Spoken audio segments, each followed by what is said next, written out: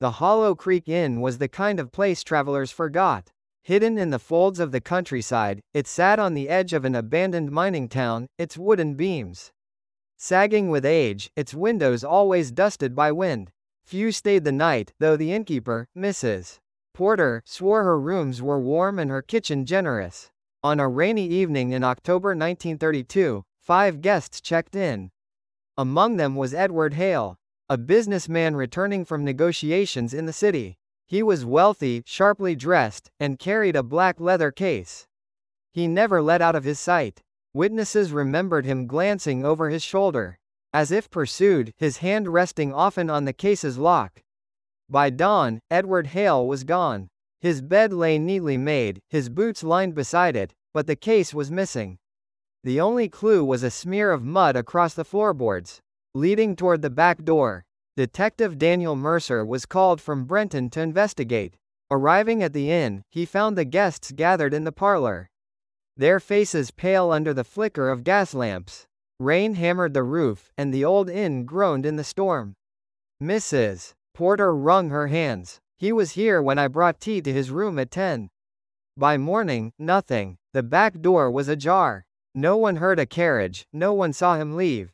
Mercer examined the door. Its lock had not been forced, it had been opened from within. The muddy trail outside vanished into the woods, where the rain had washed away all trace. He turned to the guests. First was Clara Vaughn, a schoolteacher traveling to visit family. She insisted she had slept soundly, though her room shared a wall with Hale's. I heard nothing, not a step, not a word. Then came Thomas Briggs, a salesman with a nervous laugh. I can't afford trouble, he said. I kept to my room, I swear it. That man Hale, he looked like he carried gold in that case. Maybe someone followed him here. The third guest, Margaret Rowe, was a widow in mourning black. She admitted she had spoken briefly with Hale by the fire. He seemed hunted. I asked if he was ill, and he only said, "Some debts cannot be outrun."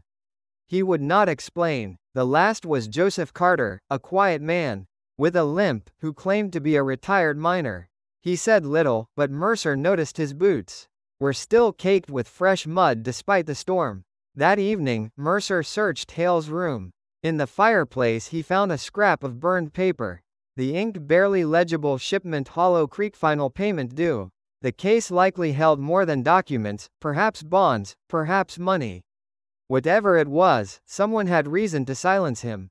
Returning to the parlor, Mercer questioned Carter about the mud on his boots. The old man shifted uneasily. I took a walk yesterday before the rain started. Nothing more. His eyes, however, flicked toward the woods when the storm howled, as if measuring a distance only he knew. That night Mercer kept watch. At midnight he saw Carter slip out the back door with a lantern. Following silently, he tracked him to the abandoned mine shafts. Half a mile away, there, hidden beneath rotting timbers, was Edward Hale's black case. Carter knelt before it, his hands shaking as he pried it open. Inside lay stacks of banknotes, bonds, and a ledger filled with names. Mercer stepped from the shadows. "You lured him here." Carter startled, lantern tumbling. "No, I didn't kill him. He came here looking for me. That case, it was mine once." His voice cracked. "I was foreman at Hollow Creek Mine. We uncovered more silver than the company admitted. But they cut the men out, left us with nothing. Hale was one of them, an investor. I swore revenge. I never touched him, detective. He vanished on his own." But Mercer was unconvinced. Searching further, he discovered footprints near the shaft, half washed by rain. 2 sets, one firm, one dragging. And at the shaft's edge, a broken watch chain glinting in the mud. The back was engraved E.H. Edward Hale had not walked away. He had been dragged. Carter confessed at last. Hale had come to him in the night, demanding silence in exchange for money. The ledger in the case contained proof of corruption, evidence that would ruin not only Carter, but others who profited from the mine. They argued near the shaft. Hale threatened exposure. Carter, in desperation, shoved him. Hale fell, striking the rocks below. Carter panicked, dragged the body deeper, and hid the case, hoping the storm would erase the truth. When miners and police hauled the shaft the next morning, They found Hale's body broken among the timbers. Carter was taken away, his lantern still burning weakly against the rain. The Hollow Creek Inn fell silent once more. Guests avoided it, whispers of the vanishing spreading through Brenton. Mrs. Porter closed its doors within the year.